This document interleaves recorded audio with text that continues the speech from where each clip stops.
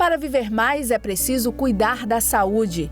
Doutora Felícia Crispim, médica endocrinologista e metabologista, atua há 12 anos na prevenção, diagnóstico e tratamento de doenças como diabetes, obesidade, colesterol, problemas da tireoide, osteoporose, climatério, síndrome do ovário policístico, distúrbios do crescimento e desenvolvimento. Profissional renomada que, com análise e estudo individual de cada caso, proporciona aos pacientes qualidade de vida e bem-estar.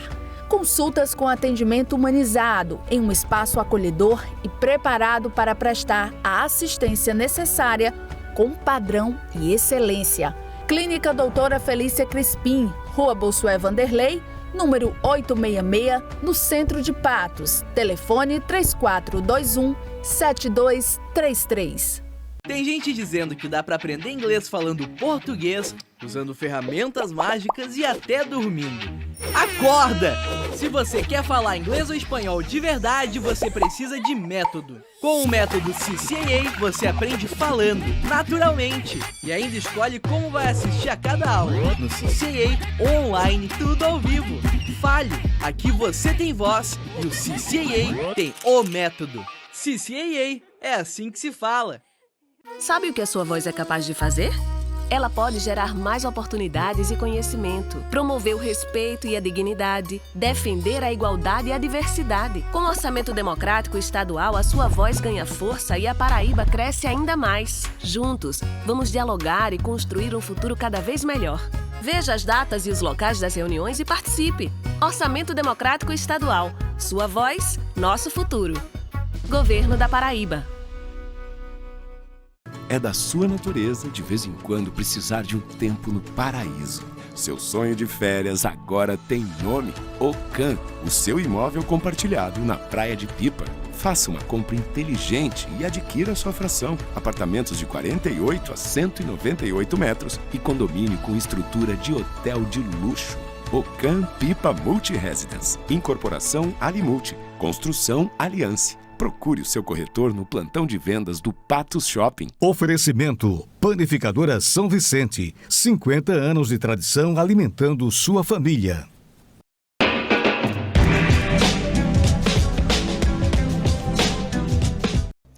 Bom dia, boa tarde, boa noite, boa madrugada. Aqui é o professor Deusimar Dias e estamos começando mais uma edição do programa Funes Cultural, uma parceria da Fundação Hernandes Sátiro com a TV Sol e a Rádio Tabajara.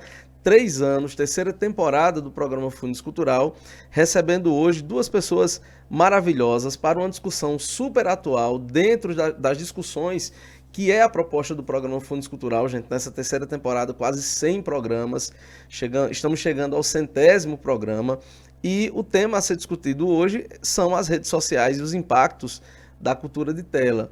Todo mundo usa, a tela, seja celular, computador, e é muito bom poder receber duas pessoas para que a gente possa conversar não apenas só do ponto de vista profissional, mas também enquanto usuários também dessas redes sociais. Então, o bate-papo de hoje vai girar em torno de Poliana Xavier, ela que é advogada e enfermeira, tá bom? E Deise Dias, que é psicóloga, e nós vamos bater um papo bem bacana em torno das redes sociais e os impactos dessa cultura de tela. Meninas, eu já queria começar o programa de hoje com vocês se apresentando, falando um pouco da trajetória de cada um, para que as pessoas que estão nos vendo através da TV Sol, da Brisa TV, através das plataformas digitais, YouTube, Facebook, e também galera que está nos escutando através da Rádio Tabajara, possa conhecer um pouco mais de vocês.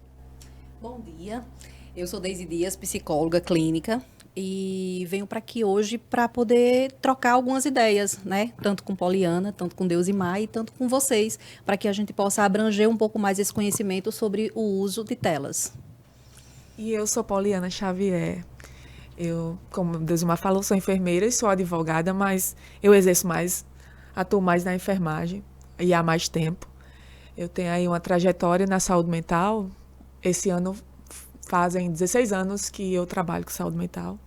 Experiência aí no CAPS Infantil Juvenil, atualmente no CAPS Adulto, uma passagem pelo programa Saúde na Escola, que também é um programa muito bom, interessante, mas que não só trabalha só a temática saúde mental. Estou feliz, viu? Eu desconfio que houve uma conspiração a meu favor de vocês dois para eu estar aqui hoje e isso me deixa muito feliz. E agradecer também à TV Sol pelo espaço.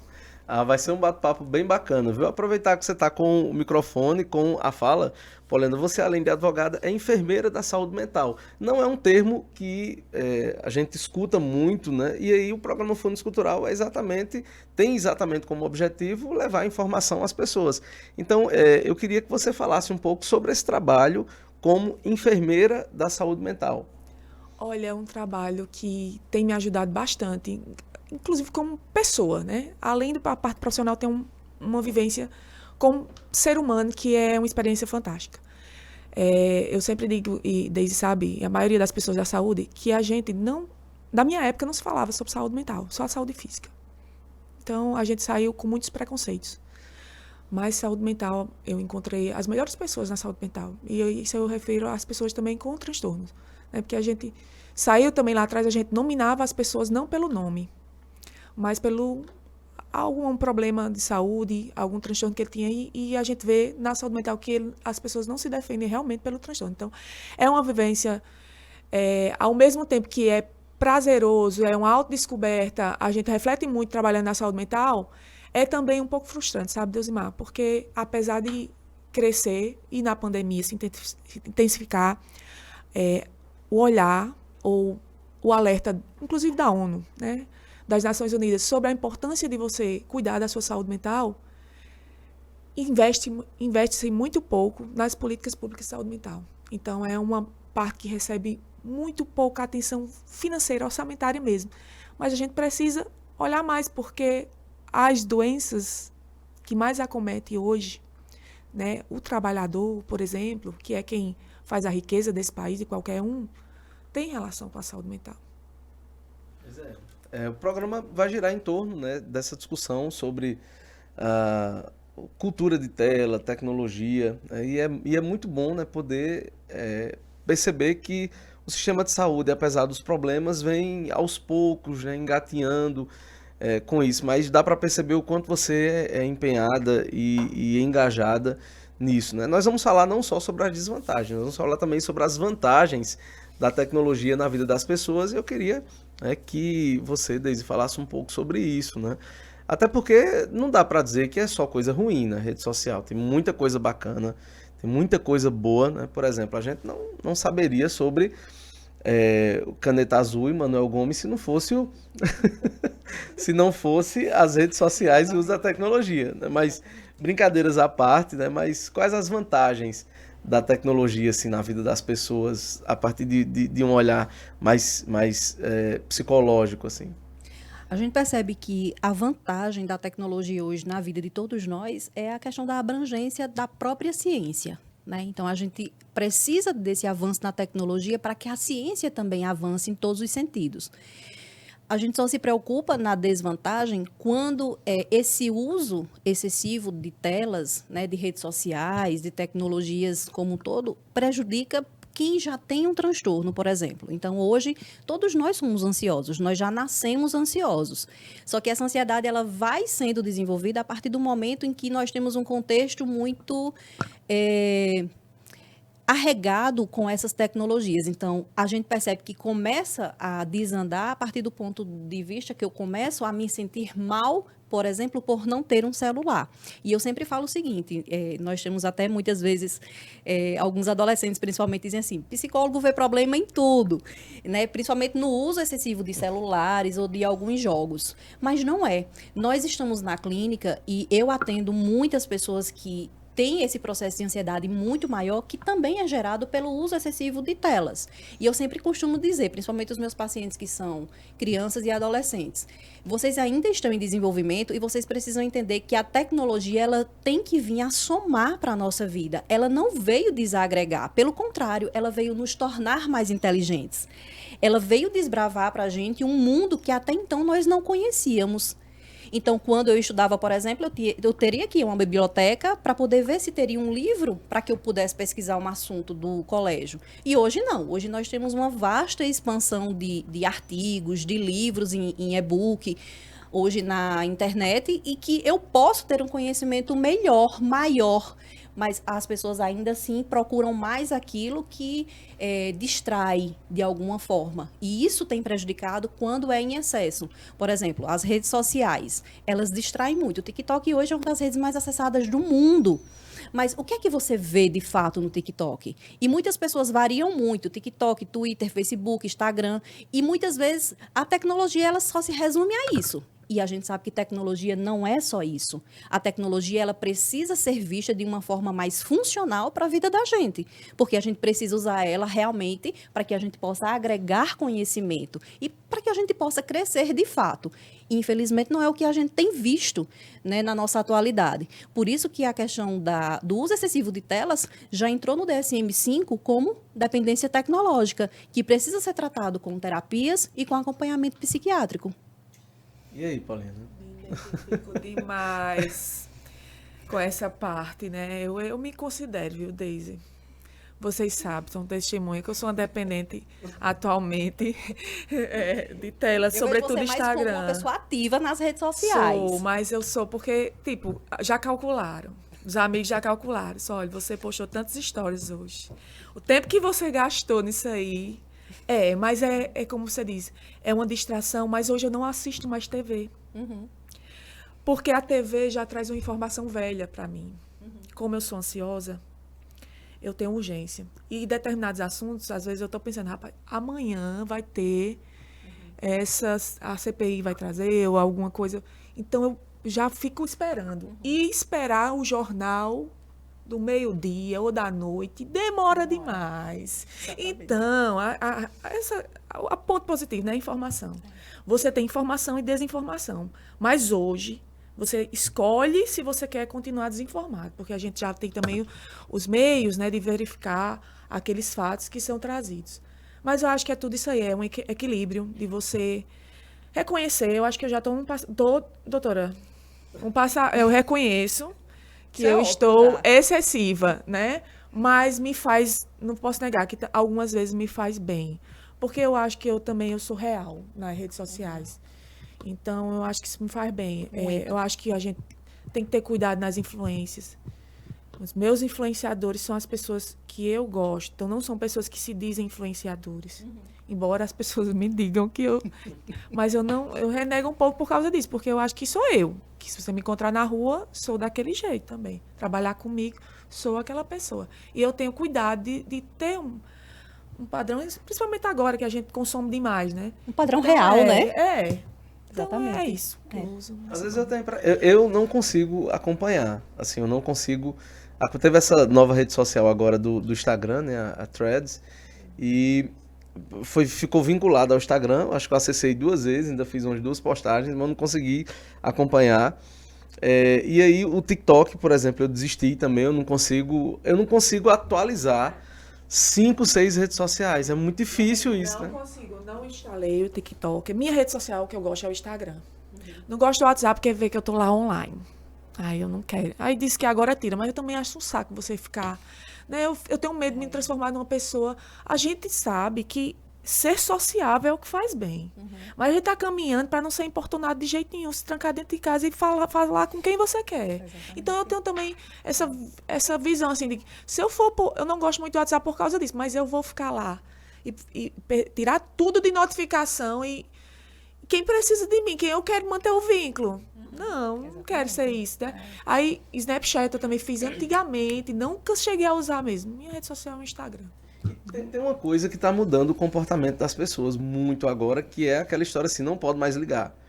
Não pode mais ligar, tem que mandar mensagem, não pode ter texto grande, não pode mandar áudio. Né? Então, a forma de comunicação das pessoas está mudando também, né? Assim, eu prefiro ligar, às vezes eu preciso ligar, assim, eu prefiro ligar, mas eu já estou percebendo que é mais cômodo muitas vezes você mandar uma mensagem, né? Assim, você mandou uma mensagem, mas também não pode mais áudio, né? Também não pode textão, também não pode... Então, você meio que vai se adaptando a isso, né? Nós temos mais ou menos a mesma idade aqui, né? Então, a gente ainda pegou o telefone fixo, viu? Então, aí Pegamos. vocês ainda pegaram um telefone fixo, né? Você tinha que estar parado ali. Uhum. Tinha que estar parado ali. Então, é também a gente está meio que aprendendo durante o jogo. A partida está sendo jogada e nós estamos aprendendo ainda nesse movimento, né? Exatamente. E ficando confortável, né? Claro. E eu não sei. Eu gosto do conforto de não receber ligação, viu, Deusmar? Mas agora eu fico pensando, mas como... Será que isso faz bem, né? Uhum. Porque afasta mais ainda as relações sociais, né? E aí a gente tem que entender o quê? O comportamento da gente, ele não pode retroceder, né? A gente precisa avançar, principalmente nas interações sociais, porque isso faz parte de um desenvolvimento pessoal também. Só que a gente percebe que é ruim como, né? Você falou assim, Deise, eu acho que eu sou dependente. Não, não é. Você joga o conteúdo, você joga uma vida real e tá tudo bem. No dia que você não quer postar, você posta? Então pronto, então você não é dependente.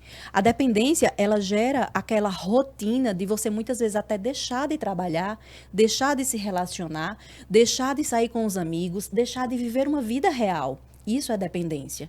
E aí você se tranca, certo? Por isso que a gente tem alguns critérios diagnósticos para que a gente possa ver de fato se isso é dependência ou não. Muitas vezes é apenas o nosso comportamento que tem sido alterado por conta dessa necessidade de estarmos mais interligados. Seja para ver notícias, seja para responder às pessoas, seja para postar alguma coisa. Só que a gente tem que entender que esse comportamento de você, por exemplo, não vou fazer uma ligação, e hoje parece que tudo tem um significado, né? O Instagram, por exemplo, se você vai e olha o Instagram de outra pessoa, você está stalkeando. Você só não está com curiosidade para ver a vida de Poliana. Não. Você está stalkeando ela e você pode ter segundas intenções. Se você curtir todas as fotos, então, é porque você já está com segundas intenções. E isso foi bem chocante. E assim, quando eu descobri através dos meus pacientes, porque eu digo, eu já fiz isso. Então, a pessoa está pensando o quê de mim? Que eu fui lá curtir. E eu muitas vezes faço isso porque eu não tenho tempo de estar acessando o dia todo. E quando chega no final do dia, eu vou e olho. E às vezes eu curto. De um perfil só, eu vou curtindo 5, 10 vezes. Porque eu não tive tempo de fazer isso antes. Não é porque eu estou com interesse naquela pessoa. E hoje isso é muito que é confundido porque tudo parece que tem um significado. De stalkear, de dar em cima, de você curtir, é porque tem um significado. Que também tem prejudicado muito as relações. Tanto interpessoais como as amorosas.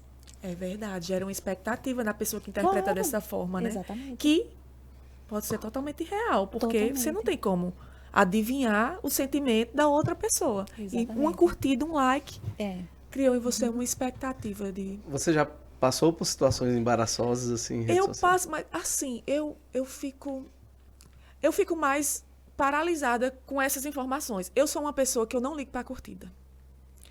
Porque a curtida, quem é mais curtido não expõe algo que me atrai. Então, eu acho que curtida, para mim, não é sinônimo. Porque, sei lá, você pega, eu não quero citar, vai que dê processo, né? Mas as blogueiras aí, a nível nacional, chuva, eu não vou nem lá. Então, não é parâmetro para mim. Mas eu tenho muitas amigas que interpretam. E que a gente tá, sei lá, numa mesa de um bar, eu recebo um like e a interpretação é essa. Né? De forma que eu já questiono. Bom, pode não ser importante para mim, mas será que foi importante para o outro? Uhum. Será que aquela pessoa tá me querendo? Será que isso quer dizer alguma coisa? Detesto curtida em foto decotada. Boto uma vez perdida, mas eu disse tanta coisa legal que a pessoa nem leu, não me deu uma curtida. Então, meu crush, se você pretende ser meu crush desse jeito, você tá por um caminho aí, é muito errado. Exatamente. Entendeu? Eu acho que isso não me afeta, mas eu escuto lá no consultório também, de pessoas que se apaixonam, né? Um amor platônico, ou que são convencidas por causa disso. Eu sei que hoje a internet é um ponto de acesso para um eventual relacionamento amoroso. Eu escuto pessoas adoecerem porque descobriu que aquela pessoa tem aquele mesmo comportamento com várias, né? Então, mas existe esse problema de da pessoa mesmo ter um comportamento de criar falsas expectativas, sobretudo nas mulheres, que é o público mais atingido. Exatamente. E coisas relacionamentos como um todo, né? É inevitável a comparação, né? Então, eu vejo muito as pessoas comparando os relacionamentos, porque os stories do Instagram, principalmente, eles mostram muitas vezes uma realidade que não é, né? Então, às vezes, você tá naquele dia que tá a bad, né? Porque tem dia que a bad bate, né? E tá um de um lado, né? O outro do outro, e às vezes alguma chateação. E você vê os casais, né? Sempre com histórias maravilhosas, com situações maravilhosas. Aí você olha assim e diz: poxa, minha vida é um lixo. Eu acho que eu já tive uma fase assim. Minha vida é um lixo. Porque, tipo, eu procuro uma foto minha, linda, com meus 3 filhos. Eu não tenho uma, Dizimar. Um tá com o olho fechado, outro... Não tenho. Aí eu olho os Instagrams das outras pessoas, como são organizados, como tem uma cartela de cores, como são. Faz até book, né? E eu tenho dificuldade, eu sou um pouco orgulhosa, então eu tenho dificuldade de pedir que aquela pessoa, que minha filha ou que meu filho vão lá no estúdio, que fique mais um pouco para aquela foto sair perfeita. Eu tenho dificuldade. No entanto, eu queria ter a foto para revelar e estar ali. Não tenho. Isso já foi um problema. Hoje não é. Porque hoje eu fico mais... E foi uma situação. Eu estava num lugar onde um casal um pouco mais ativo nas mídias estava tirando a foto. Quando a foto saiu, um dos cônjuges tratou tão mal a outra pessoa. E aquilo ali, eu sou muito observadora, como eu notei que você é. E aquilo ali me chocou. Eu disse, então eu prefiro as minhas fotos ruins. Que quando eu olho, eu lembre de como foi bom aquele dia, do que passar por uma situação dessa, de obrigar todos a fazerem o meu querer de ter a minha foto, que eu gostaria muito, linda, e por detrás daquela foto tem uma história assim, como essa. Ruim, né? Um momento ruim, na realidade.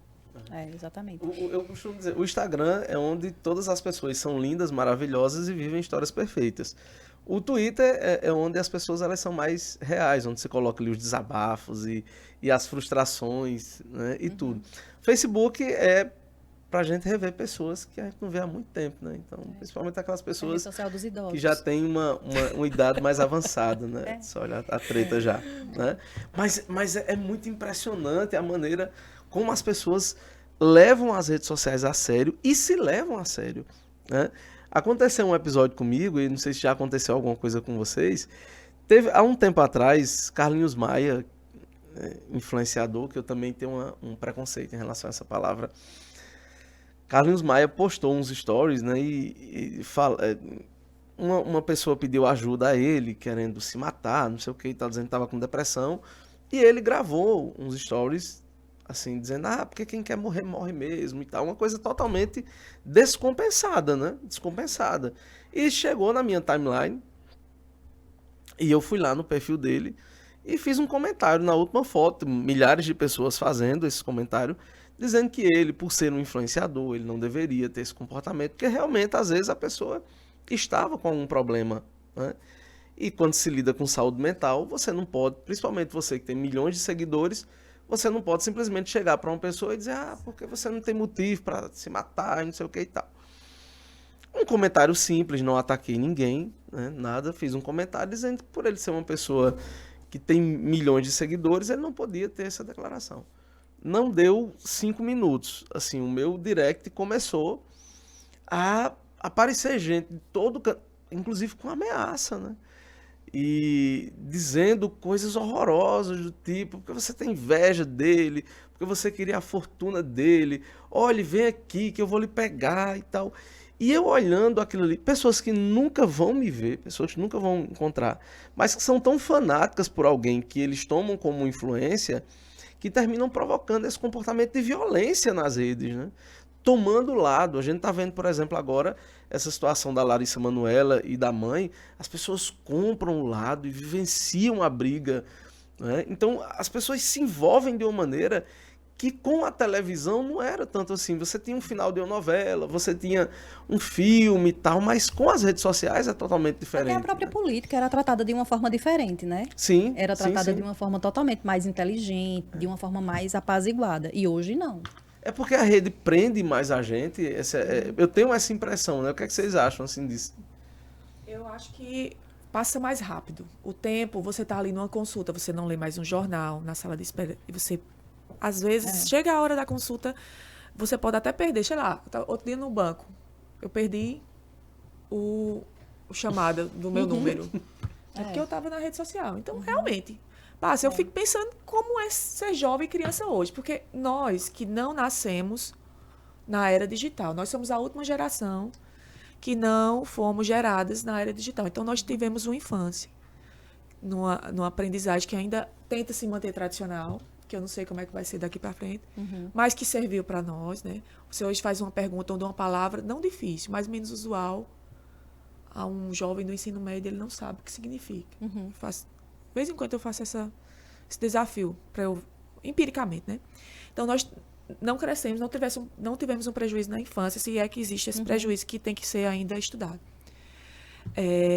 Mas nós já temos essa visão de que passou rápido. Olha como a gente discutia aqui, você estava falando da sua infância antes de começar a gravar, como passou rápido e como é que você não é mais nem a caçula, que é seu irmão, o caçula. Então, eu tenho essa impressão. Como é na cabeça dessa pessoa que hoje está com quase 30 anos, sei lá, a Bruna Marquezine, os meus contemporâneos, eu fiz direito terminei um dia desse. Terminei na pandemia. Começou a pandemia, foi meu último semestre. Então, meus colegas, uma delas já falaram, nossa, eu não me vejo com 28 anos. Como assim eu tenho 28 anos? Então, a noção de tempo, para eles é muito pior do que para a gente, né? Muito mais. E é isso que preocupa Infância muito. em tela. Exatamente. E é isso que preocupa muito, porque a gente percebe, a gente que está na clínica e que recebe crianças, a gente percebe as dificuldades que essa criança vem. Muitas vezes já chega com um transtorno da fala, não fala, simplesmente por ser exposta já desde cedo às telas. E a perda do sotaque, minha gente. Exatamente. Sotaque nordestino. Elas estão reproduzindo as falas dos desenhos, muitas vezes. E muitas vezes a gente percebe também uma grande dificuldade na questão da afetividade, que é o que mais preocupa. Então, quando eu falo assim, eu passei minha infância sem tecnologia, é porque eu estava na rua. É porque eu estava brincando com os meus amigos de infância, eu estava abraçando, eu estava olhando, eu estava compartilhando histórias, eu estava ouvindo histórias, e isso me fez crescer. Sendo frustrada, resolvendo. Exatamente. Levando fora, se apaixonando. Exatamente. E isso hoje a gente percebe que não tem acontecido. Por quê? Porque as pessoas, principalmente as crianças, elas já estão tão envoltas nesse mundo tecnológico que elas estão óbvio que o bullying hoje ele potencializou muito mais. Por quê? Porque as pessoas elas têm o hábito de se retratar mais nas redes sociais, seja em qual for. E isso já desde a infância. Eu não estou falando de adolescência, não. Hoje nós já conseguimos ver criança com Instagram. Né? Que realmente o Conselho Federal de Medicina e o Conselho Federal de Psicologia orienta que a criança ela só tenha celular a partir dos 12 anos se os pais entenderem que essa criança ela tem maturidade para manusear o celular. E aí a gente percebe hoje também muitas dificuldades na aprendizagem. Né? Hoje a gente vê aí a questão da inteligência artificial tem trazido essa facilidade de alguma forma. É uma tecnologia bacana? Mas usada com alguém que tem um determinado amadurecimento para aquilo. Hoje as crianças elas não sabem mais fazer uma redação, porque vão lá na IA e a IA faz. E aí, a que ponto nós vamos crescer de forma intelectual? A que ponto essas crianças vão poder pegar um livro e saber passar esse livro de fato? Não, ninguém tem mais paciência hoje, ninguém lê mais livro, lê resumo, porque a internet está ali para fazer isso. E a criança que não pode ter dor de cabeça ao fazer um cálculo, nós tivemos. É importante, o processo de aprendizagem ele leva um tempo. Aí hoje você tem ali o aparelho, aquele vídeo, né, que viralizou. A criança perguntando, Alexa, quanto é? Tanto mais tanto, quiser. Né? A tecnologia ela é desfavorável nesse sentido, principalmente quando os pais eles não conseguem colocar esse limite. No entanto, que a gente sempre diz, não é que a tecnologia seja ruim, entendam, a tecnologia ela é maravilhosa em vários sentidos, mas hoje os pais estão deixando muito a desejar. Eles não sabem mais limitar, eles não sabem mais dar não, eles não sabem mais dizer, sua rotina vai ser essa, 9 horas da noite você já tem que estar pronto para dormir, e a criança vira a noite no celular. Deise, eu tenho também uma visão assim, eu entendo que sim, o pai tem que ter autoridade e tem que fazer, mas todas as vezes que eu vou falar, eu penso numa pessoa como eu, assim, que agora é pai e mãe, que tem muitos filhos e como dar conta de tudo, né? E veja, isso também não foi estudado. A gente deveria estar cobrando mais. Porque quando nós fomos na infância, nós tínhamos uma avó, nós tínhamos uma mãe ali, disponível para nos educar. Hoje, o pai e a mãe saem para trabalhar. E esse terceiro turno é um terceiro turno... Exaustivo. Quer dizer, então, como é? culpa-se muito a família, mas olha-se pouco para a dinâmica, para a mudança cultural que houve. Muito. Hoje a mulher saiu de casa, trabalha Tanto mais quanto que o homem, eu é. digo, porque quando ela chega em casa é atribuída a ela. A gente lembra mais do cuidado da mãe. E o que é que a gente está cobrando? Esse limite, que às vezes o corpo. Você acredita que tem dia que eu adormeço antes dos meus filhos? Como é que eu vou controlar isso no meu sono? E outra, às vezes eu deixo de tratar a minha ansiedade, um tempo aí que eu estava pior, porque me deu sono. E eu não queria dormir, porque meu filho não podia dormir antes de mim. Aí eu fico pensando também que a gente deve olhar e eu sinto falta de estudos para essa nova dinâmica familiar. Eu vejo uma vez ou outra, que não é nesse tempo de estudo, eu vejo assim, um discurso religioso dizendo assim, o homem seja o provedor, porque a mulher precisa ficar em casa. E eu fico refletindo o que ele quer dizer para além da religião. O que ele está dizendo dizer? Mas me lembra o nosso passado. Eu não, minha mãe sempre trabalhou, meu pai trabalhava. Eu fui apresentada ao meu pai várias vezes na vida, porque ele não trabalhava aqui. Meu pai era pedreiro, então ele ficava muito tempo fora, no sul, no Rio de Janeiro e São Paulo, e eu fui apresentada várias vezes. Então quem cuidava era minha mãe daqui. Mas eu tinha minha avó. Mas hoje quem não tem? As vovós são enxutas. As vovós trabalham. E essas crianças? A escola integral. Enquanto eu puder, eu acho importante para um público. Não acho importante que a gente que a gente só cobre dessas crianças, minha gente. Muito triste você ver jovens que nunca foram felizes desde no olhar. Que foi o inglês, a natação, o futebol, não sei o quê, a escola integral. Não brincam. Então, eu acho importante, assim, enquanto eu puder, tiver alguém ali que possa dar uma olhadinha, que eu ainda tenho alguma rede de apoio, mas eu sei que eu sou privilegiada de ainda ter. Porque eu convivo com pessoas que estão adoecidas porque não têm rede de apoio. Pessoas, inclusive, que se estabeleceram em partes não têm nem família, porque passaram no concurso. Isso aí.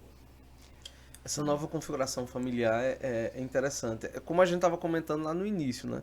Quando você diz que sente falta desses novos estudos, eu imagino uma partida de futebol. Eu estava dando aula ontem sobre avaliação educacional, e eu estava citando esse mesmo exemplo que também cabe aqui. É como se nós estivéssemos num jogo de futebol, só que esse jogo de futebol de 90 minutos, ele não tem intervalo. Os técnicos, eles não podem parar para dar as instruções. As mudanças dos jogadores acontecem com a bola rolando ainda. Então, é um jogo que está acontecendo, mas que não dá tempo parar, né? Porque você precisa trabalhar. Você precisa trabalhar, você precisa sobreviver. E hoje, para que você tenha um salário minimamente digno, né, você tem que trabalhar em 2 ou 3 lugares. Né? Há algum transtorno mental, por exemplo, já existe uma identificação de algum transtorno, algum CID, por exemplo, específico, que fala sobre o uso excessivo de tecnologia, ou ainda está em estudo? Tem sim, a dependência tecnológica, ela é um transtorno. Né? Que ela, inclusive, configurado no DSM-5, no CID-11, já, inclusive, bem potencializado. Né? Por quê? Porque traz muitas dificuldades nas relações interpessoais.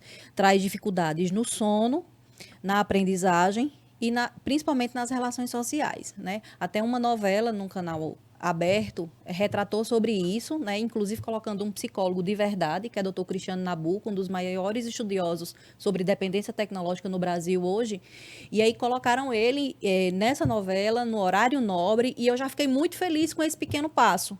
Né, que era para mostrar a vida de um garoto de 13 anos que estava sofrendo de dependência tecnológica. E até então, os pais normalizavam tudo aquilo. O isolamento no quarto, os jogos excessivos, a irritabilidade, a agressividade. E a gente não pode naturalizar isso. Quando a gente naturaliza isso, a gente deixa passar despercebido, por exemplo, uma averiguação. Né, uma avaliação tanto psicológica quanto psiquiátrica, a termos de como esse adolescente ele está pensando, como ele está se alocando nesse mundo em que a gente vive hoje. E eu sempre falo para os pais, não adianta vocês quererem criar os filhos de vocês hoje respaldados naquilo que vocês foram criados. Não adianta. Nós temos vários estudos hoje, Poliana, inclusive, sobre parentalidade. Nós hoje orientamos pais em termos de como eles podem educar, orientar os filhos na geração de hoje. Porque a gente também percebe que existe uma dificuldade muito grande né? Então, já existe, sim, vários estudos nesse contexto, só que nós precisamos, principalmente, o quê? Mudar comportamentos. E é muito mais difícil o indivíduo entender que ele precisa mudar todo um contexto de vida para que aquela criança, principalmente, tenha uma vida saudável, do que é muito mais fácil levar para o psicólogo. O psicólogo pega a criança ali com um monte de dificuldade e ele tenta resolver. Mas, por exemplo, o que é que a gente pede? Pais, tirem os filhos do quarto. É uma coisa simples, é o básico. E eles não conseguem fazer. Então, nós não vamos conseguir fazer acontecer. Esse processo de evolução, ele depende tanto do profissional quanto dos pais que estão ali orientando aquela criança. Do mesmo jeito, é a questão das limitações. Essas limitações, elas precisam ser realmente ditas. Olha, você só vai usar o celular até 9 horas da noite. Deu 9 horas da noite, tem um cantinho lá do celular, você vai colocar e você vai tomar banho, escovar os dentes e vai dormir. Porque nós precisamos fazer a higiene do sono. Hoje, as crianças, elas não entendem o que é a higiene do sono. Então, elas vão dormir meia-noite, 1 hora da manhã, 2 horas da manhã. E aí, o processo de ansiedade, ele vai potencializando. E isso reflete em impulsividade, isso reflete em falta de atenção, de concentração, de irritabilidade e um possível distanciamento, até ranço mesmo, raiva que os filhos criam acerca dos pais. Porque meu pai e minha mãe estão cobrando. E aí, se torna cansativo? Sim. E eu digo aos pais, dá trabalho criar filhos, dá muito trabalho. É mais fácil você ir numa roça e capinar um mato todinho do que você sentar e conversar diversas vezes a mesma coisa, até que a criança ela entenda. Então, é um processo de aprendizagem também. Só que, infelizmente, hoje a gente está delegando essas funções para o celular.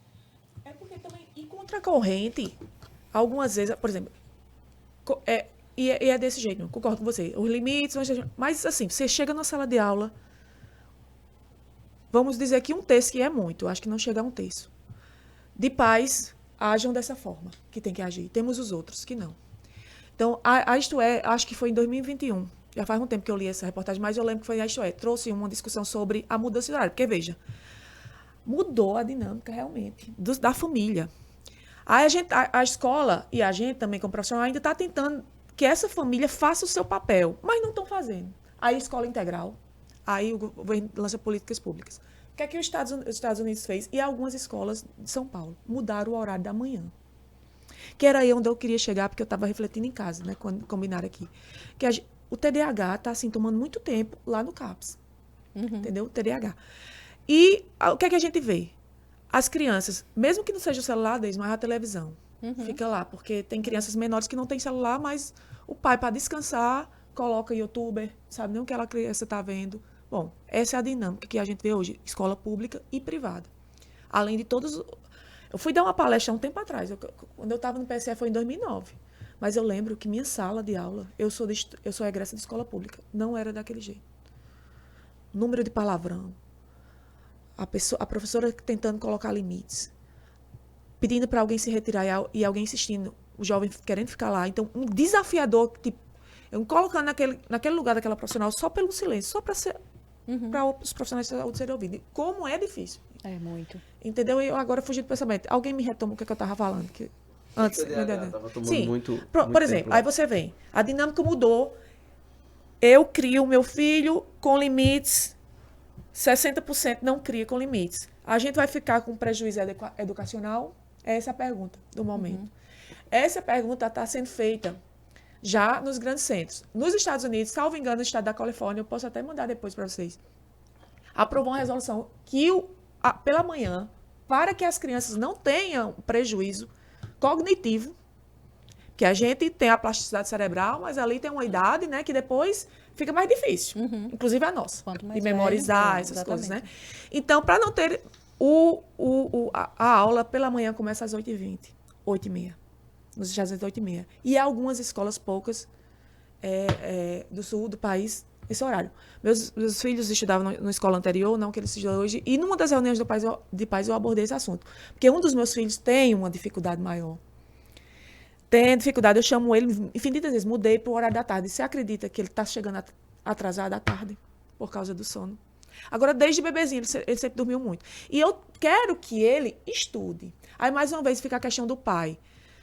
Olhe para seu filho, veja que ritmo é o seu filho, porque tem Tem, biologicamente é comprovado que algumas pessoas funcionam melhor em determinados horários, não necessariamente o vespertino. Aí você às vezes insiste, porque a maioria das crianças frequenta aquele horário, meu filho vai ser mais uma, e deixa lá. Mas pense no prejuízo de aprendizagem que essa criança vai ter. Então, essa discussão a gente também tem que trazer. Sim, e é importante você trazer esse tema, porque do ponto de vista pedagógico, eu vou até mais além, do ponto de vista pedagógico e psicológico, os estudos indicam que começar a aula às 7 horas da manhã não é indicado para o aprendizado.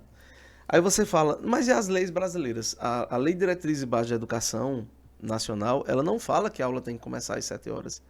As escolas, elas possuem autonomia para manter os seus horários de acordo com a sua conveniência. O que a escola não pode fazer é ter uma quantidade menor de dias e horas letivos, mas a escola ela tem autonomia para distribuir os horários. Então, você não vai achar em nenhum inciso, em nenhum parágrafo, em nenhum artigo, que a aula tem que começar às 7 horas da manhã. Agora, por que a aula começa às 7 horas da manhã? Porque essa distribuição ela é mais fácil para os sistemas de ensino. E, normalmente, as gestões procuram aquilo que é mais fácil. Né? Então, se normatizou que a aula de manhã tem que começar às 7 da manhã. Verdade. Mas ela não precisa começar às 7 E da só manhã. rapidinho, porque eu acabei não linkando com o TDAH, né? Então, por exemplo, a privação de sono leva a você perda da memória, falta de foco, déficit de atenção, que vai redundar em notas baixas. Então, até que ponto isso realmente é um TDAH ou isso é um problema relacionado ao sono? A Sociedade Brasileira de Sono diz que os jovens estão dormindo menos, a maioria dos jovens, menos do que as 9 horas indicadas. Porque para jovem é 9, não é nem 8. Então, a população adulta já dorme menos, dorme 7 horas. E os jovens estão dormindo muito mal.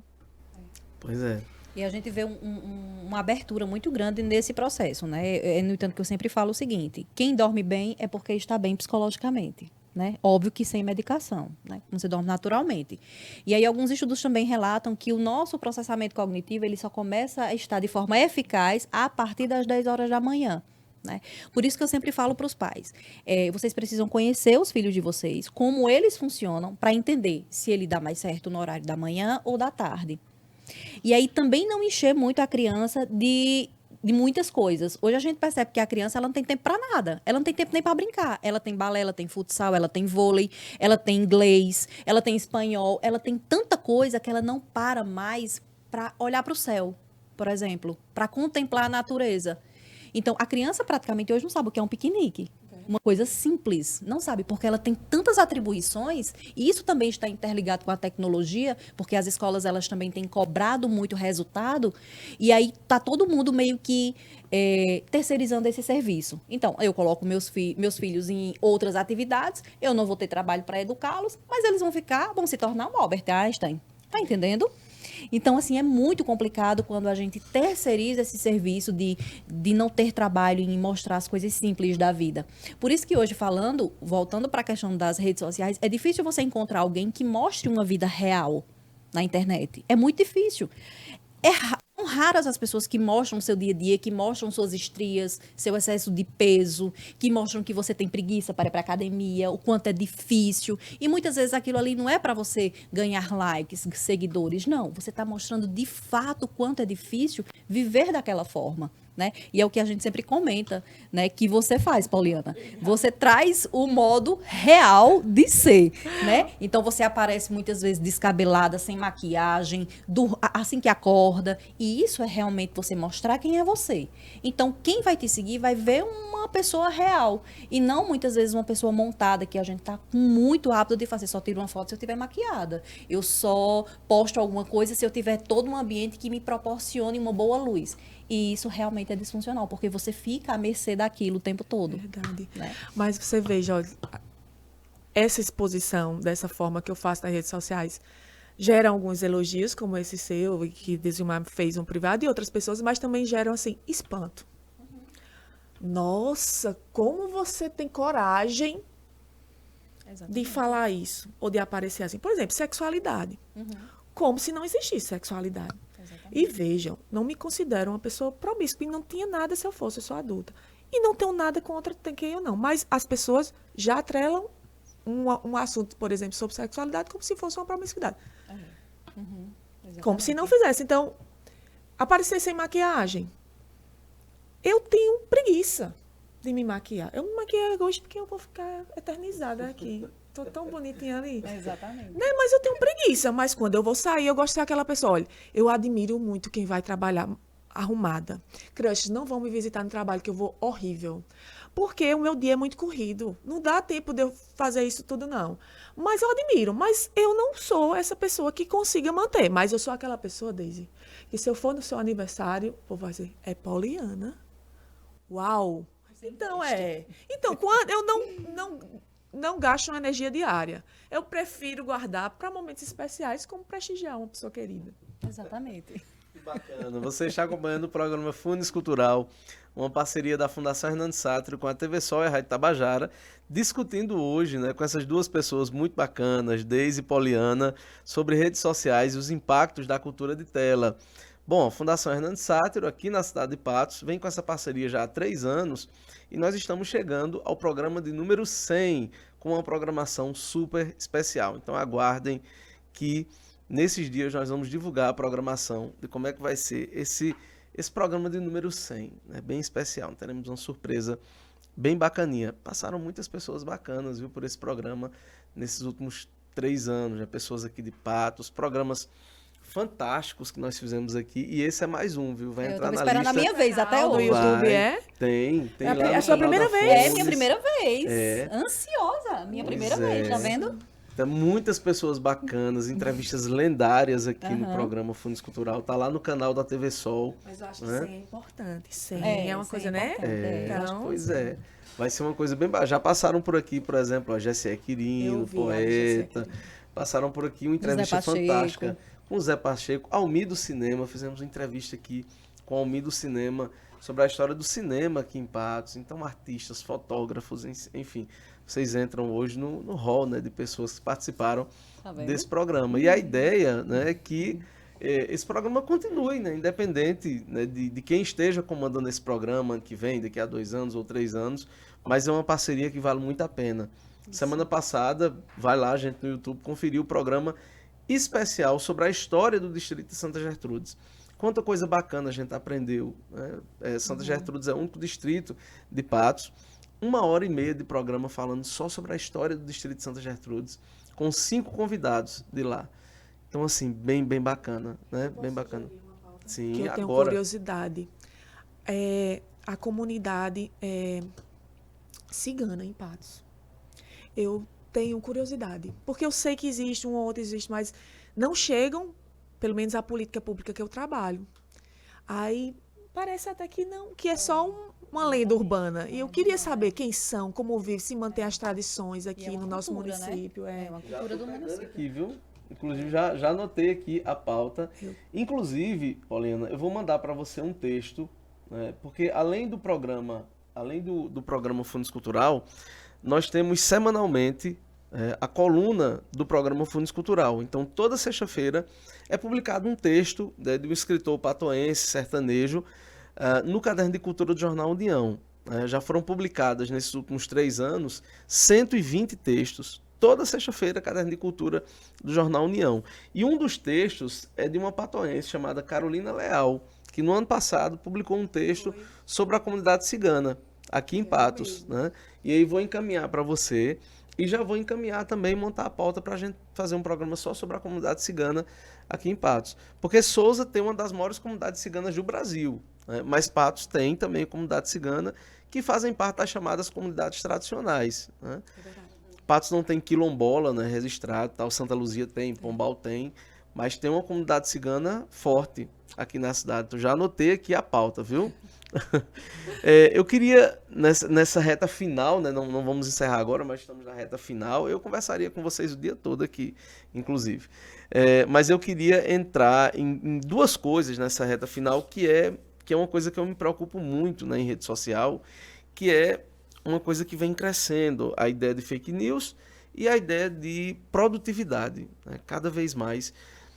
Poliana falou agora há pouco em TDAH, né, em ansiedade, e eu venho percebendo muito esse discurso de produtividade, né? Seja rico, antes dos 30 anos tenha seu primeiro milhão, né? estuda enquanto eles dormem, né? Trabalha enquanto eles descansam. Então, eu acho que uma parte dessas psicopatologias que nós estamos discutindo hoje vem também desse discurso de produtividade. E eu quero que vocês comentem sobre isso, e eu vou dar só um exemplo de como isso é potencializado pelas redes sociais e como isso nos afeta. Né? Então, um exemplo claro é isso. Você trabalha bem muito. Né? Vocês têm uma rotina impressionante. Quando você para descansar, você fica mal. Porque você fica com dor na consciência. Poxa, eu podia estar fazendo isso, eu podia estar fazendo aquilo. Isso é um mal silencioso da produtividade. Né? Eu trabalho com adolescentes, né? Eu sou professor da educação básica e também trabalho com adultos, que eu sou professor do curso de pedagogia da Uniplan. E isso afeta adolescentes e pessoas adultas, que já têm uma rotina muito forte de trabalho, mas um domingo de manhã que tira, por exemplo, para dormir até um pouco mais tarde, não consegue relaxar, não consegue descansar. Né? Então, esse efeito, né, da produtividade atinge também vocês? A mim atinge muito, mas, novamente, nos últimos 2 anos eu tenho começado a dizer não. No início foi muito ruim. Não para a família, não para amigo, e não para mim também, assim, o meu pensamento, dizer, eu vou fazer isso, a gente planeja o dia todinho e não consegue cumprir. Né? E vai ficando com essa culpa. Então, dizer não, às vezes eu estou achando que eu estou dizendo, hoje eu não tenho mais essa culpa, mas eu também tenho evitado companhias que me colocam essa meta, que dizem que não, mas vou fazer isso. Eu tenho, inclusive, tanto do ponto de vista capitalista, tenho evitado pessoas que falam demais em carro. Por quê? Senhoras e senhores, não seremos todos ricos.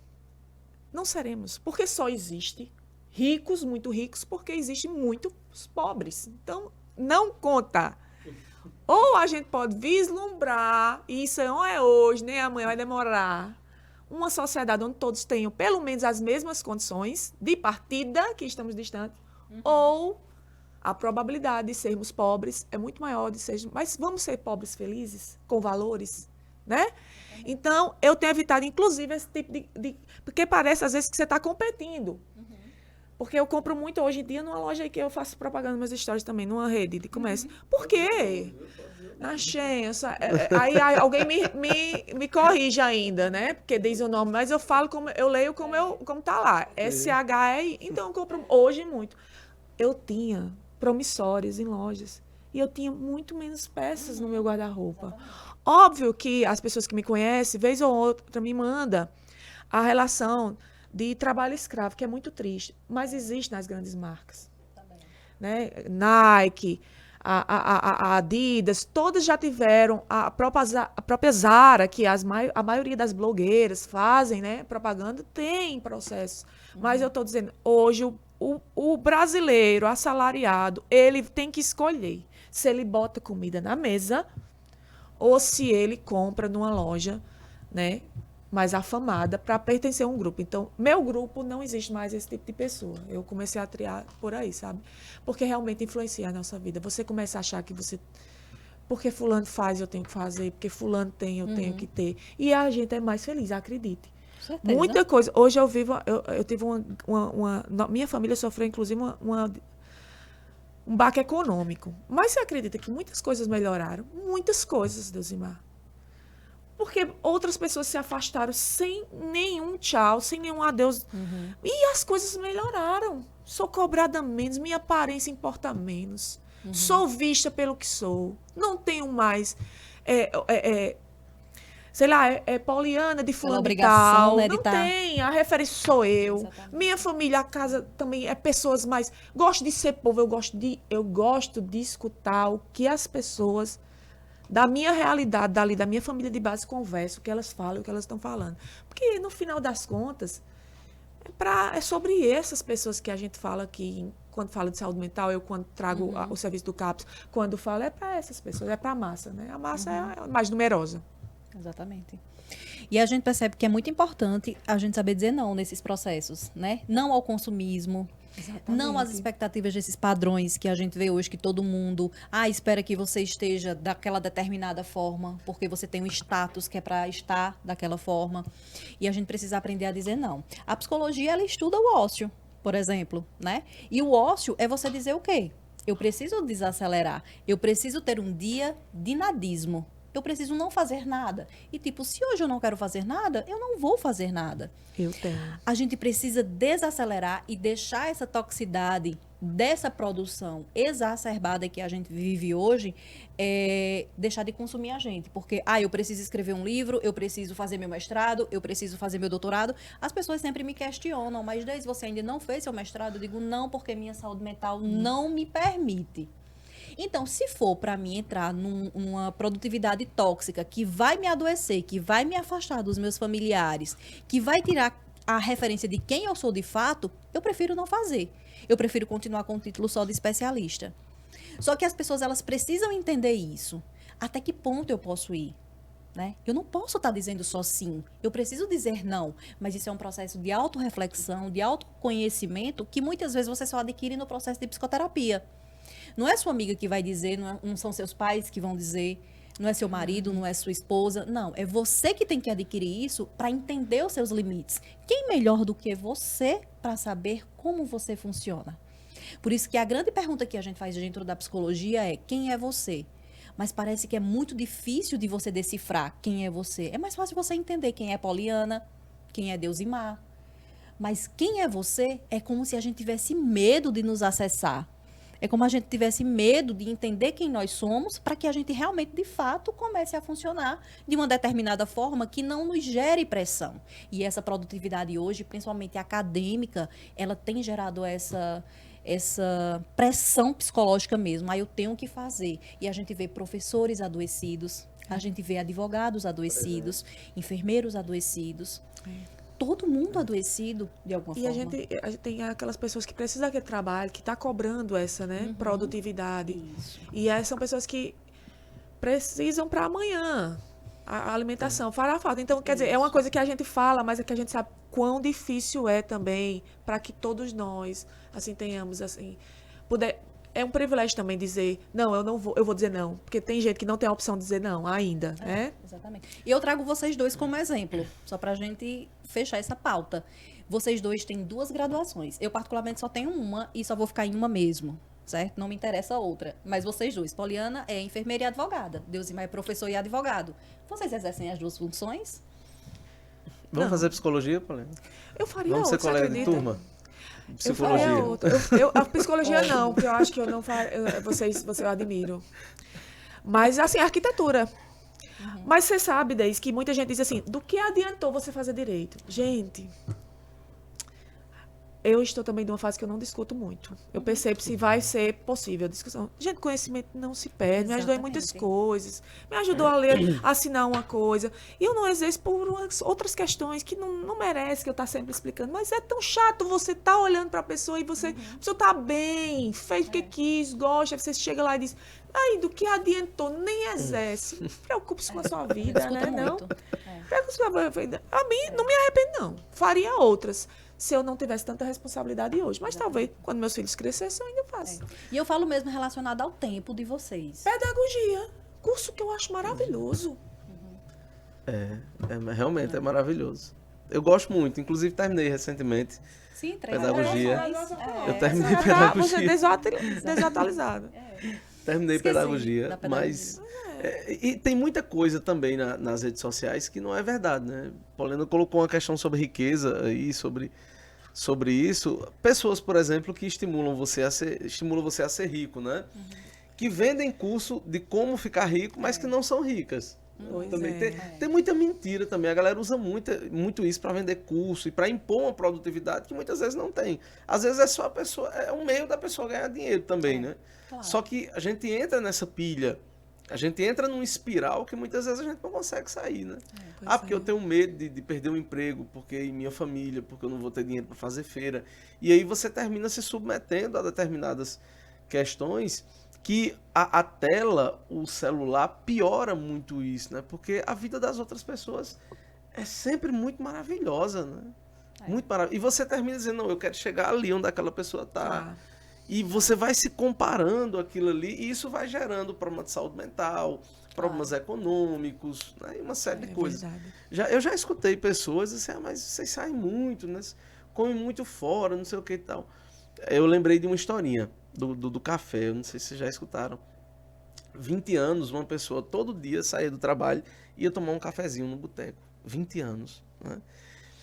Todo dia no final da tarde. Aí um amigo dele chegou e disse, mas rapaz, faz 20 anos que você vem aqui todo final da tarde tomar esse cafezinho aqui. Disse, é. Aí fez as contas, né? Quanto é que custa esse café? Disse, não, eu gasto aqui R$4 todo dia. Aí fez a conta, tal, a quantidade de café por semana, por mês, por ano, 20 anos e tal.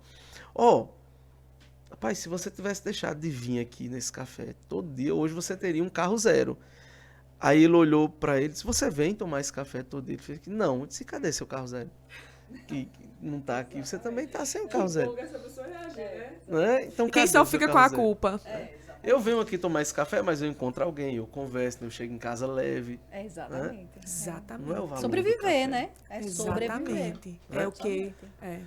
Bom, uma outra questão para a gente encerrar a entrevista, o programa Fundos Cultural de hoje. Fake news, não tem como não falar, né, em fake news, em adulteração de posições. Hoje você tem a fake news e a fake opinion, né, que é aquela opinião baseada na notícia falsa. Você tem a notícia falsa, né, a fake news, e você tem a fake opinion, que é gerada a partir de uma notícia falsa. E aí, Paulina, eu queria fazer uma pergunta, né, fazer uma pergunta a você. Você passou recentemente por uma tragédia familiar, né, gigante, né? Você perdeu seu esposo na Covid, num momento extremamente tenso, né, da Covid, segundo que foi secretário de saúde aqui em Patos, um dos vereadores mais votados aqui da cidade, inclusive, uma pessoa querida aqui em toda a cidade. Quando você usa a rede social, né, depois dessa tragédia pessoal e familiar que você viveu, e você ainda encontra pessoas dizendo que Covid foi uma mentira, foi invenção do governo, né? De governos, né?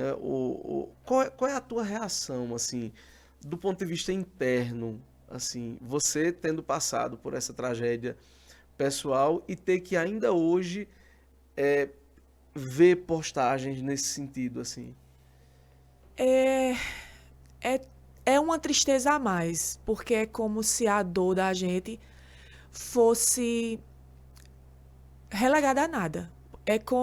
Mas eu também percebo, assim, que eu escuto mais, minha rede social é privada, né?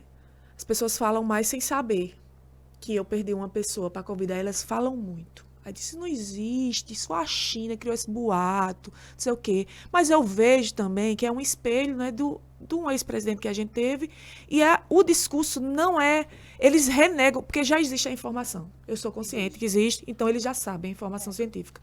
Mas eles escolhem o discurso político para legitimar a escolha que eles fizeram. E algumas pessoas já reveem, votando ou não com ele ainda, mas reveem quem é consciente, quem é consciente, quem tem um mínimo ali de, sei lá, senso crítico, percebe que é exagerado o que aconteceu e que não realmente é irreal, conduziram mal, famílias enlutadas porque deixaram de se vacinar, fizeram um tratamento precoce que sem comprovação científica alguma. Agora, como você perguntou, pós-luto é uma tristeza a mais porque é como se ele não tivesse morrido por isso. Mas consta lá. Né? Então, no início era mais difícil ainda, porque o tempo vai deixando, lhe calejando para aquela discussão. Mas o que eu acho interessante é que as pessoas, antes de saber que eu sou esposa dele, ou antes de eu saber que perdia uma pessoa próxima para a Covid, elas falam desrespeitosamente e já me machucaram por falar dessa forma. Quando entra na rede social, dá uma vasculhada, me pedem desculpa. Então, elas sabem, a maioria sabe que o que estão dizendo é uma besteira. Pede desculpa a mim, a quantos não pedem, né? Porque nem sempre a gente vai falar do luto. Claro. Mas eu gostaria, e eu esperei esse momento, porque tem uma fake news que foi no início lá que ocorreu, que prejudicou mais a minha família. Que uma pessoa com autoridade, eu não sei o que levou a pessoa a fazer. Foi a rádio, deu uma entrevista dizendo que segundo estava sendo transferido só por uma questão preventiva. Seria muito melhor que a pessoa tivesse ficado calada, porque minha família começou a sofrer porque é secretário de saúde, enquanto as outras pessoas estão morrendo sem saber que ele estava com 90% dos pulmões comprometidos. Então, a gente lutando ali pela vida de uma pessoa querida e as pessoas maltratando uma família sem saber. Aí, uma outra reflexão que eu gostaria de fazer é humanizar. A gente não pode se desumanizar, nem com relação a quem é o político que a gente mais detesta. Tem um lado que tem que ser humano. Por exemplo, a vacinação. Segundinho, eu admiro, e o grande legado dele é ético na profissão, é a ética. Porque pessoas próximas, culturalmente aqui tem, mas menina, se fosse eu, já tinha me vacinado. Outras pessoas, até religiosas, que isso eu faço esse debate, como é que você... Porque se você acha que você diz isso, por exemplo, diz assim, se ele tivesse se vacinado, olha lá, se fosse eu tinha me vacinado, mas quantas pessoas não teriam morrido se ele tivesse se vacinado? Porque eu me vacinei antes, Deise. Só que ele fazia muita reunião, Deus me com o Ministério Público, o prefeito de João Pessoa, Campina Grande. E eu só queria que ele era um técnico. Meu marido, ele era um bom profissional, ele sabe o que é epidemiologia. Então, eu tentava dizer a ele que dissesse na reunião, óbvio, ele dissesse, mas o que fosse decidido, ele ia seguir. Bem socrático ele era, porque ele ia seguir. Ele não ia furar a fila. Eu só queria que ele tivesse dito que epidemiologicamente ele tratava. Por exemplo, eu fui vacinado dizendo que ele trabalhava no CAPS. Me mandaram só 2 plantões para a UPA, 2 plantões, e ele ficou... Porque ele era uma pessoa, realmente, ele tinha comorbidade, ele era obeso, ele era hipertenso. E ninguém sabe, mas ele tinha tido recentemente 2 pneumonias, então ele dizia, ele não queria ir para a saúde por causa disso. Questão pessoal, porque ele não queria expor também. Ele dizia, se eu pegar a Covid, eu morro. E eu... convivendo com aquele discurso da privacidade e, ao mesmo tempo, vendo ele... Não, eu só queria que ele tivesse dito, não, veja bem, o secretário de saúde pode ser considerado, porque eu sou líder, Deusmar, o CAPS fechou, era online, e eu fui vacinada antes que ele. Quantas pessoas esse homem não lidavam? A sala dele, quem for lá, e talvez seja até hoje, não tem ventilação, e a gente já hoje sabe hoje que mais importante que a máscara foi importante, é você abrir uma porta e uma janela para circular para a Covid. Não tinha. Aí, o médico do plantão terminava o plantão e ia para lá. Todas as coordenações de todos os, inclusive dos hospitais regionais, ia lidar com ele. Então, o volume de pessoa, ele se expunha muito mais ao vírus e ele não pode ser vacinado. Ele foi vacinado apenas 1 semana antes. E a gente precisa, no mínimo, de 2 doses para ter uma satisfatória. Então, desumanizar também. Gente, eu estou falando, independente de ser ele, a gente não pode perder o racional, a gente não pode perder. Por exemplo, o profissional de saúde tem que defender do ponto de vista epidemiológico. Entendeu? Óbvio, não pode comparar PATS com qualquer secretaria, mas a realidade foi essa. Então, hoje passa diversas questões na minha cabeça e hoje eu olho também mais humanitário para o gestor, que seja quem for ele. Gente, é uma autoridade, né? O prefeito é uma autoridade, a gente não pode esquecer que é uma autoridade. A gente não pode viver numa anarquia. Gostando ou não, a gente tem que até reclamar. Se hoje o CAPS não tem... sei lá, se for fechado e você acha injusto, você sabe o nome de quem você vai reclamar. Você vai para a rádio detonar ele. Vai. Então é importante a figura dele. A saúde dele é importante. Então a gente sofreu isso também, sabe? Eu fico... assim, lamento muito que um homem muito a contribuir no primeiro mandato, cheio de sonhos. Era um homem eu olho para os prédios assim e eu vejo o que ele dizia sobre aquilo ali. Então, eu lamento muito, porque nós perdemos uma pessoa boa, nós fizemos a família dele sofrer por fake news. Do ponto de vista psicológico, eu sofro até hoje. Eu só assisto besterol, eu lia muito mais. Eu não quero nada que me dê uma carga dramática, porque eu ainda estou com ela. Entendeu? Ainda não me recuperei. Então, eu só assisto besterol, não leio muito. A internet me ajuda e me atrapalha, mas me ajuda também, porque eu abstraio. É nesse sentido. Mas eu agradeço por essa pergunta, porque eu queria esclarecer. Inclusive, essa da minha família sofreu. Ele tá sofrendo, tá morrendo, e as pessoas dizendo, só porque é o secretário de saúde. Não foi assim, não, gente. E fico muito feliz que ele foi ter sido ético. Não se vacinou, aguardou. Não falou nas reuniões esse lado epidemiológico que ele poderia ter levado numericamente. Olha, vou provar aqui como, por exemplo, minha mulher se expõe muito menos ao vírus do que eu. Né? Enfim. Exatamente. É onde a gente percebe que a mídia também, ela precisa entender que eles precisam soltar aquilo que é verídico, né? Então, se eu vou lançar uma notícia, eu preciso averiguar se aquela notícia de fato é real. E a gente percebe que tem muitas pessoas que acreditam no que é falso. As pessoas, elas conseguem ficar alienadas a tal ponto de não procurar outras fontes. né, de não entender que existem outras fontes para que elas se certifiquem se aquela notícia é falsa ou não.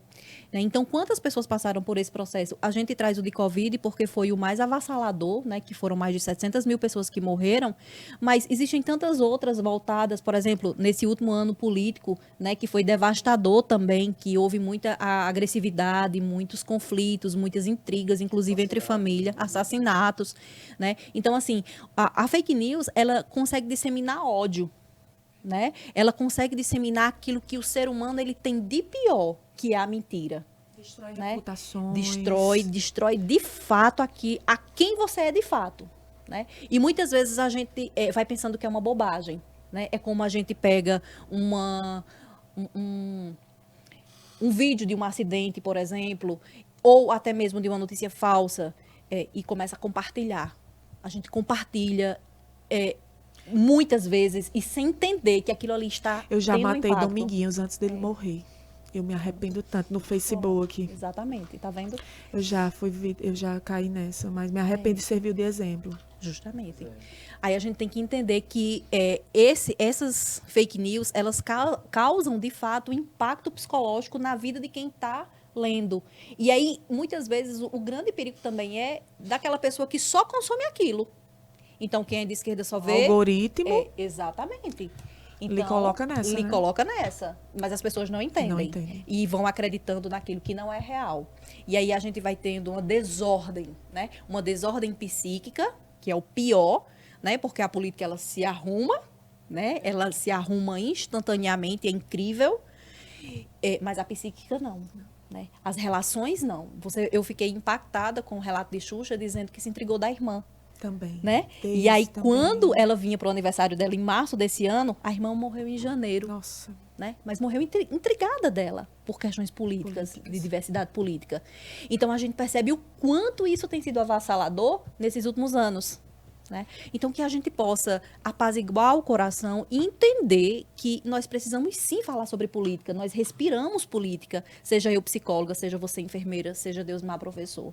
Nós respiramos política, nós precisamos falar sim, porque é através dessas discussões sobre políticas públicas, tanto voltadas para a educação quanto à saúde, que nós avançamos. Sem essas discussões, a gente não sai do canto. Então, a gente precisa falar não sobre politicagem, porque é o que muitas pessoas elas vivem, politicagem, você é tal partido e tal partido. Não, é sobre política, sobre o que é melhor para o bem comum de todo mundo, que é o que a gente muitas vezes esquece. Verdade. Né?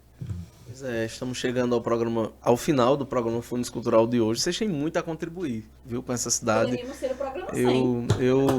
Eu admiro muito, né, vocês têm muito a contribuir, né? Que discussão bacana, né? Que programa riquíssimo o de hoje. Quero deixar aberto o microfone para as considerações finais de vocês. Eu quero agradecer mais uma vez, né, a participação, né? Estar aqui na TV Sol para mim é um prazer, né? Eu já sou quase contratada da TV Sol, mas participar desse processo da FUNES, que a gente vê crescer tanto a cada dia, né? É muito importante, né? Como eu disse a Poliana, né? Foi o meu primeiro programa da FUNES, viu? Então, Deus quis que tudo fosse assim, mas a gente traz essas pautas aqui para que as pessoas elas comecem a entender que é importante falar sobre saúde mental, sobre o excesso de tecnologia, sobre aquilo que você acredita, que você não acredita, para que a gente possa juntos avançar, né? Não avançar num sentido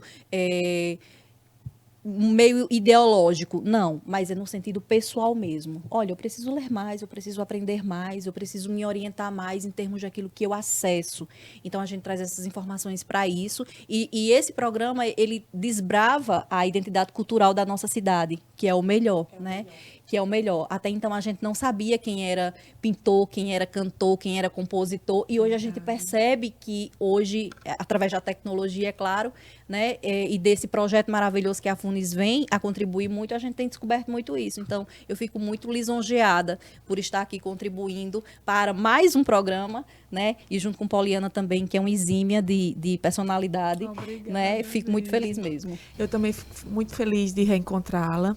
Daisy, do convite. Olha, desde a hora que eu recebi o convite, sabe quando você deita, que você fica rindo sozinha? Nossa, será que eu mereço? Me sentindo, sei lá. Mas eu espero que tenha contribuído a alguma coisa. Quero agradecer também à TV Sol, né? Dizer que as pessoas É muito bom ter um programa com qualidade, feito em Patos sobre Patos. Eu escuto muito eu já escutei da gente assim, alguém dizer, Patos não tem história, Pombal tem muito. Nós temos história, que bom que existe esse programa. Isso é um serviço público, inclusive para mim, sei muito pouco sobre minha cidade, quero saber mais, né? Então fica aí a sugestão da pauta. Quero um endereço para compartilhar, porque tem gente que tem público. Tem público. Eu acho que está falhando ainda aí no marketing, entendeu? Porque tem público, tem gente fora que quer muito saber daqui, né? De Patos, quer ter contato. Então, eu quero divulgar. Vamos organizar a produção, viu, Denis? Para a gente ampliar a participação, viu?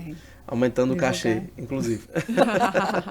Então, agradecer, né, a cada um de vocês que ficaram até o final aqui conosco. O programa Fundos Cultural é uma parceria da Fundação Hernando Sátiro com a TV Sol e a Rádio Tabajara. Próxima semana estaremos juntos novamente em mais uma edição desse programa. Valeu, gente. Um abraço.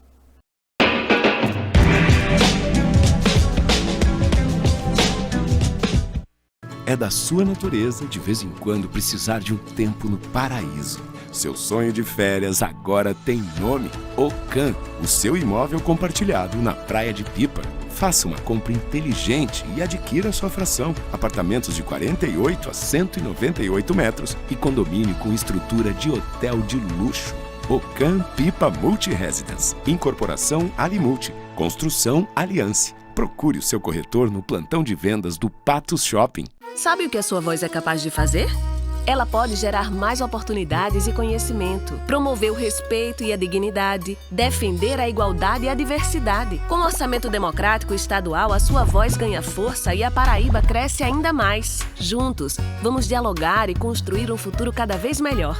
Veja as datas e os locais das reuniões e participe. Orçamento Democrático Estadual. Sua voz, nosso futuro.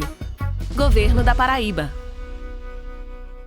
Tem gente dizendo que dá pra aprender inglês falando português, usando ferramentas mágicas e até dormindo. Acorda! Se você quer falar inglês ou espanhol de verdade, você precisa de método. Com o método CCAA, você aprende falando, naturalmente, e ainda escolhe como vai assistir a cada aula. No CCAA, online, tudo ao vivo. Fale! Aqui você tem voz e o CCAA tem o método. CCAA, é assim que se fala. Destaque Embalagens, melhor lugar pra comprar. A sua embalagem, melhor lugar não há. Destaque Embalagens, empresa competente. Destaque Embalagens para atender a gente. Artigos pra festas, bebidas em geral. Preço e qualidade, lá você vai encontrar. Destaque Embalagens, a melhor da região. Chegou com tudo do sertão. Eita, simbora! Líder no mercado de embalagens. Temperos e alho em todo o Nordeste. Destaque Embalagens, a melhor da região. Chegou com tudo na capital do sertão. Destaque Embalagem, essa eu confio.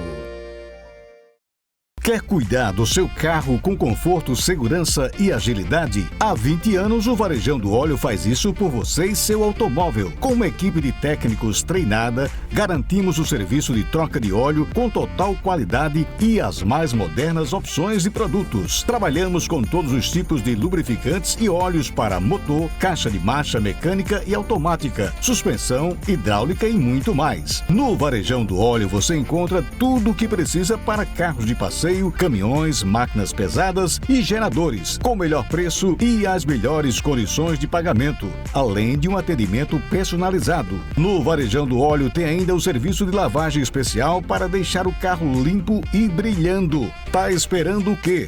Varejão do Óleo. Aqui você conhece e confia.